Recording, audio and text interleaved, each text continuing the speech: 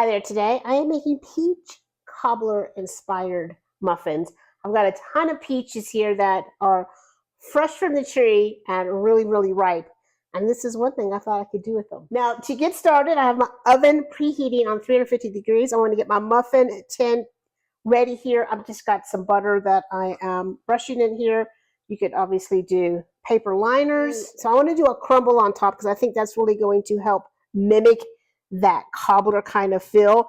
In my bowl here, I have 3 tablespoons of cold butter diced up. To that, I'm going to add 1/2 cup all-purpose flour, 1/3 cup packed brown sugar, 1/4 teaspoon salt, and 1/2 teaspoon of cinnamon. So I'm just going to use my fork.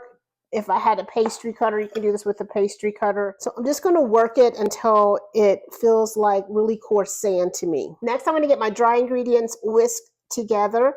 And I want to do 1 3/4 cup all-purpose flour, 1½ teaspoons baking powder. I'm going to do 1/4 teaspoon of salt. Now I'm going to use my fall spice mix, aka pumpkin pie spice, or you can just do cinnamon.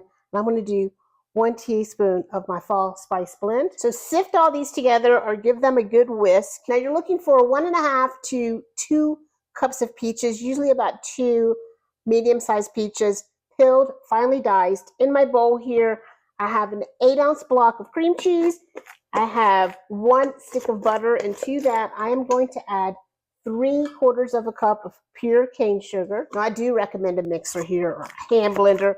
I don't have one here, so I'm going to cream this by hand. So you really want to cream this, make it nice and smooth and light. So I think we're pretty good here, and now we're going to add 2 eggs. I'm going to do that one at a time and incorporating each well before the other. And then 2 teaspoons of vanilla extract. And now we're going to add that flour mixture that we made. And you are using unbleached flour, right? Make sure your flour is unbleached. And once that's combined, we're going to fold in those peaches. So I really like using the scoop for things like this because you get a really even size muffin and they're all the same and they're going to bake at the same time. So it looks like I got 11 instead of 12. And this is going to vary on to how much peaches you put in it, if you're doing larger scoops or not. I like to give mine a tap just to set everything down in there, and then we're going to come on top with that crumble that we made. I like a lot of crumble personally. I think the top's probably my favorite part. I'm going into that 350-degree oven, 24 to 28 minutes, and then we'll see how they are. I'm taking these to my mom today, and she can share these with all her friends where she lives. I think they look pretty good. So we're out of the oven. I think they look amazing.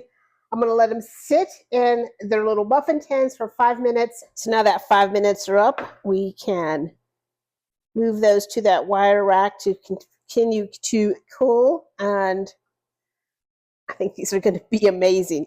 I love muffins, cookies, anything like that when they're warm. I always think is the best time. So we're definitely going to, while it's still hot, have to have a taste of one. So you can see the steam is still hot, but I really want to bite. So they are so delicious and definitely give you that kind of peach cobbler feel. I think they're amazing. Here's to peach season and peach cobbler inspired muffins. I'll see y'all later. Bye.